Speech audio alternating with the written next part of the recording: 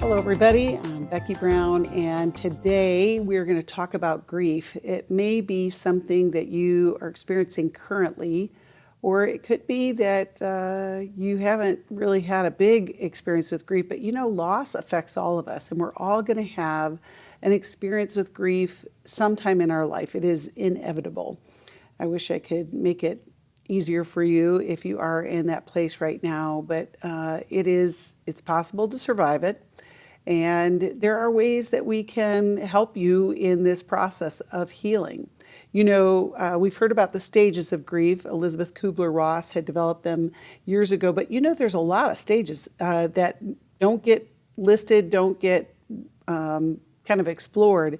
But for just the sake of information, the stages of grief are denial, anger, bargaining, depression, acceptance, and there's a couple others that they added in a few years ago, guilt, reconstruction, trying to make sense out of what happened, and an upward turn where there's actually some good that comes from this.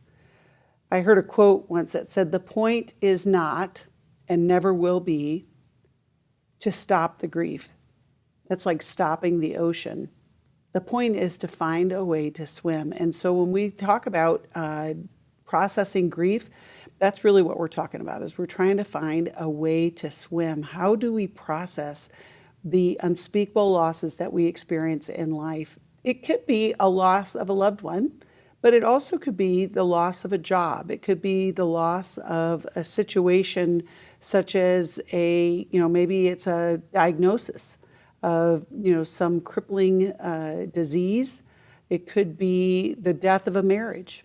There's so many ways that we experience loss that cause us to experience grief that we may not even recognize it. I remember years ago I had a client who came in to a session and she wanted to talk about difficulties with her stepkids. And, she went on for a few minutes and I asked her about how she got together with this man that had these kids, and her first husband had passed away. And I said, "Well, how did you deal with that grief?" And she said, "Well, I didn't have any opportunity to deal with it. I just kind of had to carry on. Things had to be paid for. I had to raise my own children. And so we just were off and running as soon as it happened." So what she discovered, though, that the issue that she was having with her stepkids was not actually her stepkids, it was unresolved grief. It was the loss of her husband and the unresolved sadness and anger and denial and all of those steps that I talked about before that she had not really fully come to terms with. I also heard another quote that said, "Who decided to call it emotional baggage and not grief case?" Isn't that powerful? We do carry our grief with us throughout our life, whether or not we are aware of it. Sometimes grief can show up as a stuck place of anger, where we're reactive to so many things that we don't even realize that anger is sadness's bodyguard. That, we lead with anger because we are so sad inside. We just have to find ways to really work through and process those big feelings, the big losses. Grief is a full body experience. You're going to feel it to the core of your body, to the cellular level. If you've ever experienced grief, you're exhausted. You will experience that depression. You experience brain fog. And in many cases, you have never cried so much in all of your life. Or in other cases, you can't get to the tears. Your body is reacting to this great loss, whatever the loss is. And we have to find ways to exhume that, to let that out, to process it. It takes energy to do everything when we're in a season of grief. And our challenge is that we want to just lay down. We just want to be done. We're so overwhelmed with the sadness, and we are always encouraged to keep going. And you may be thinking, "I can't keep going. I'm too tired. I don't know how to even move that next step forward." Both are true. There is a time for you to rest, and there is a time for you to move forward. Years ago, we had a great loss in the loss of our home to a house fire. The next day after the loss, I'm going through the house with my father-in-law. We're just assessing the damages. And many times when we are experiencing loss, it's very important to assess the losses, assess the damage. How has this impacted all the things? We had 3 small children at the time, so the sight of scorched toys and, singed clothing was really unnerving, to say the least. Only to then get to the other side of the house and see our belongings in heaps in the backyard. Our firefighters had to make sure that there were no smoldering embers. And I walked out that door. I'd gotten through the whole house, just kind of taking it all in. And to the side, I saw this box of recipes. Now, I'm not a big cook, but it was given to me at my bridal shower many years ago. The box had been completely burned, and the recipes that were inside that were handwritten by loved ones, some who have already passed, was burned. And that triggered an onslaught of tears. And I sat on that back porch just crying, just overwhelmed with the loss of the home. And yes, it's great that we're all fine and we didn't, lose anybody. And sometimes that happens in our grief, where people will go, well, at least you didn't lose somebody and at least you're all safe. And those are true things, but it doesn't negate the big feelings that come with the loss. And so as I sat there and I just cried, my father-in-law came out the door and he said, okay, that's enough. And I was incensed. What do you mean it's enough? Like, do you realize what I've just lost and what we have to go through? But I realized later that he had to give me some containment, because I could have sat there the rest of the day and all of the tears in the world wouldn't have brought the house back, wouldn't have made the ashes go away, wouldn't have made that smell go away. I needed to keep moving forward, and I needed someone to help me. As the days went on, of course, you go through all of the things that have to be taken care of. And it's interesting because even in a house fire, and I've lost loved ones over the years, there are always these details that have to be taken care of, which seem like right away, and you don't even have the brain power for it. I mean, if you've ever had to plan a funeral of an unexpected loss of a loved one, it's overwhelming. You go into the funeral home and they're asking you all the questions that have to be asked, and you're still back here in the, I can't believe they're gone. How did that happen? It is one of those things of grief that there's not really a shape, there's not really a, the first step is this, the second step is that. You just are going through it. And so you have to give yourself some space to realize that it's disorganized. It doesn't really make sense, especially initially in the loss. It takes both time and space for healing. People will say time heals all wounds. Well, if they're infected, it just causes gangrene. So it's not just time. It's time and attention and space and healing. And when we allow each of these things to kind of come into play as we process our grief, we begin to learn this new way of life. Many of you will have heard the term, it's like a new normal. I don't know what's normal about loss, except for that it is part of our life. And sometimes, just acclimating to the fact that what you're experiencing now isn't what you chose and not what you wished. You wish that the person was back, or you wish that things could have come out differently.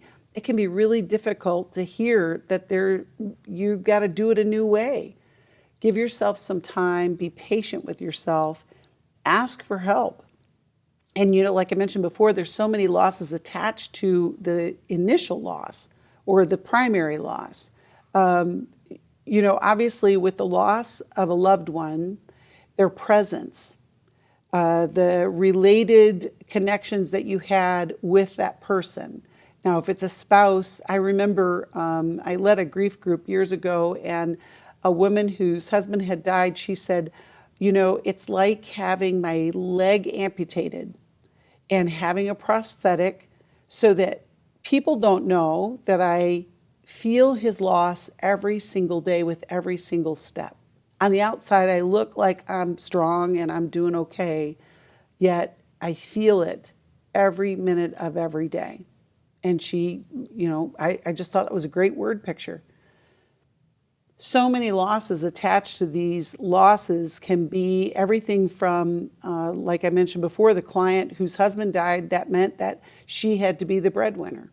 That meant that her time at home with her kids was going to change. The loss of a divorce, or the loss through a divorce, is that the loss of that dream of the intact family, of what you had hoped for. Nobody gets married thinking that someday I'm going to get divorced. And so, all of those dreams come into play, come into question. There's also the waves of grief that come in the future.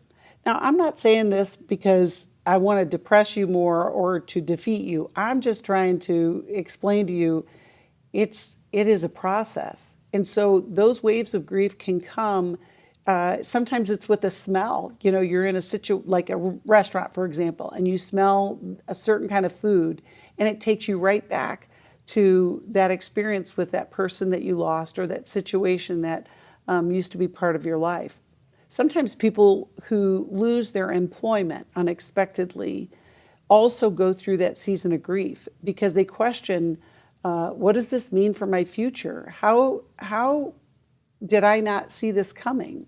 And even if you saw it coming, just the loss itself can create such a pain and a woundedness that it can be overwhelming. There are losses that we never get over. It's not about just acting like it didn't happen, but it is kind of brought into our day-to-day life that becomes part of our story. When I was in college, my second oldest brother was murdered, and our family went through a great loss, as you might imagine. And I remember a simple thing like, how many people are in your family, or how many brothers and sisters do you have? All of a sudden, the dialogue that I had said all the way up to that part of my life was, well, there are 5 of us all together, and now there's 4. And then, do I feel like I can talk with somebody about the loss? Because sometimes people can't handle it. It's too much. And so it affects just every part of our life. And so it's not that you get over it, but you will get through it. And getting through it will mean that you process with people, you give yourself time and space, you allow some tenderness to, give yourself that time to grieve. And what that means is 100 different things. Everything from, you would spend time crying with somebody or crying alone. Maybe it is thinking of a good memory of the person that you lost, or a happier time in your life. We have to find a way forward. And so, going back to that initial quote of learning how to swim in that ocean when those waves come, what are my resources? Who do I call? What do I need to do? What do I know that I need? Going back to that energy, you may need to pace yourself. That it may be, knowing how much time can I give to others, and how much time do I need to restore my energy resources, knowing that I've got to do it again the next day. Anxiety can develop in grief. Going back to that, it's a whole body experience that we can feel rattled and not recognize that that is directly equated to the loss and to our processing. There's help for that. Sometimes people in early stages of grief don't recognize that all of the feelings that they're feeling are related to the loss and not to the situation that you might be in. For example, anxiety can come when you go to the grocery store and you're trying to figure out what to buy. Now that seems so disconnected from grief. But going back to my house fire, I remember the first time I had to go to the grocery store, we had lost everything, and I still had to feed these children. And I went to the store with my mom, and I remember about aisle 12, I had a panic attack. My anxiety had gone there was too many things to look at. I felt overwhelmed with what I was faced with. And it may seem simple this side of it or when you're not in it, but when you're in the throes of loss and of grief, your sensitivities are heightened. And so it's very important to just pay attention to the fact that that could be occurring in your grief journey. You know, along with a grief journey, there's people. And people mean really well, and they can do some amazing things to support you. But they can also be very painful when they say things like, God just needed another angel. That can be cruel when you have said goodbye to the love of your life, or a child that you have laid to rest.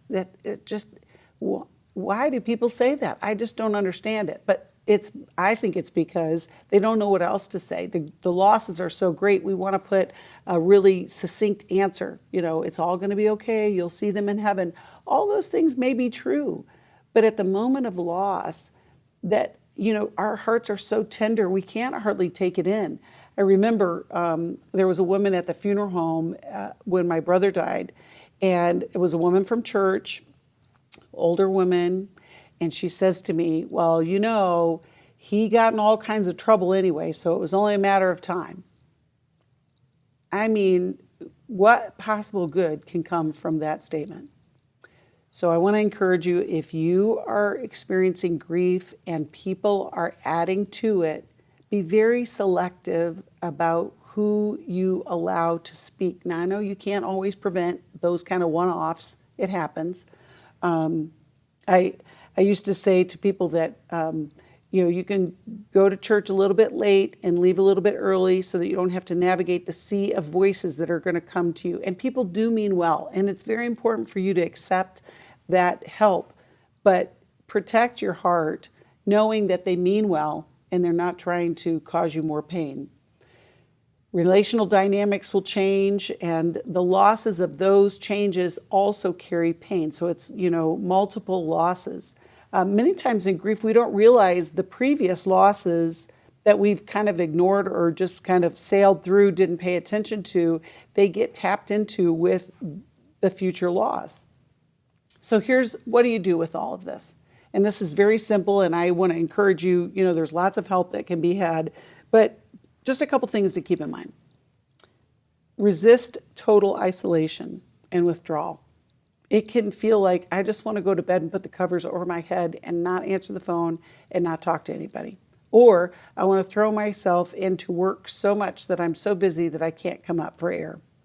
Instead, connect and be intentional about your connections. Share with somebody the inside of you. And don't feel like it's got to be, all fixed. If you go to the counselor and you can just share what it feels like inside, you'd be amazed at how that's going to help you in processing your grief. Accept offers of help. Now, sometimes those can be a little overwhelming because you don't know what help you need. But if somebody says, can I bring you lunch? Just say yes and say whatever you want to. Like whatever you want to bring, just bring it. I would appreciate it. There are things that you want to eliminate those decision makings, but you want to appreciate and accept the help that people are willing to give. And even if you don't want it, maybe it's for somebody who will come and visit later, and you can say, hey, you know what? I don't really like this dish, but somebody brought it and I hate it to go to waste. So then you're, kind of getting out of your shell. Process. It's going to be part of your work to heal. That can come in the form of Grief Share, which is a group that you'll find all across the country and the world. We have life recovery groups that also can help you with this. And of course, a counselor. Just somewhere that you can recognize I'm taking care of the pain that I'm carrying. Now, the obvious thing is for you to pray. But some of you in your loss, you're mad at God. You blame God. And then you feel guilty for blaming God. Or you're afraid that, because you have so much anger towards God for letting this happen, that it disconnects you. But you know what? You can pray to God and let him know of the pain that you have. He can handle it. God's heard it all. He's seen it all. And your pain and your anger are not too much for God to handle. Journal it out, express on paper. It doesn't even have to be coherent sentences, just, writing down what you are experiencing or what that loss meant to you, whether it's a person. Maybe you write about the things that you remember. I know one of the things in grief is we get fearful that we're going to forget the person, how they smelled, how they looked, how we interacted. And sometimes I think it's really helpful to journal all of those things. What do you remember about that person? And we all process differently. Some of us are auditory, we have to talk it out and we have to listen to others encourage us. Some of us are processors where we want to write it out. We want to just, and some of us are creatives that we might plant a garden. We might create a piece of art. So we might go for a run. There's lots of different ways that we can let this energy, the sadness kind of get out of our insides so that we don't carry it around with us. There's a great book called A Grace Disguised by Jerry Sitzer that has helped so many people. He talks about his own loss, but just in the way that he expresses it is so powerful. And last but not least, of course, is Scripture. There are so many passages that can help us in our grief process. Psalm 23 is an obvious one. Many times in our grief, we can't even find the words to process. And so Scripture can be helpful in that way. So Psalm 23, the Lord is my shepherd. I have lack of nothing. He walks with me through the valley of the shadow of death. Just processing that passage can help you just kind of explore those feelings and let them out. In Matthew 11:28, Jesus says, "Come to me, all who labor and are heavy laden, and I will give you rest. Take my yoke on you. It is easy, and my burden is light." Doesn't feel like that when you're going through grief, but Jesus is a friend that is closer than anyone else that can help you carry this burden. And Psalm 34:18 reminds us that the Lord is close to the brokenhearted and saves those who are crushed in spirit. Grief can be crushing, but there is hope for healing and there's hope for a new day. One last thing, whenever we lose a loved one, we don't want to lose our life to the grief. We want their lives to be recognized. We want to remember them, and we want to be able to speak freely about them. And as we heal from grief, to express what they meant to us. And the memories that we have can be a great way for us to continue forward.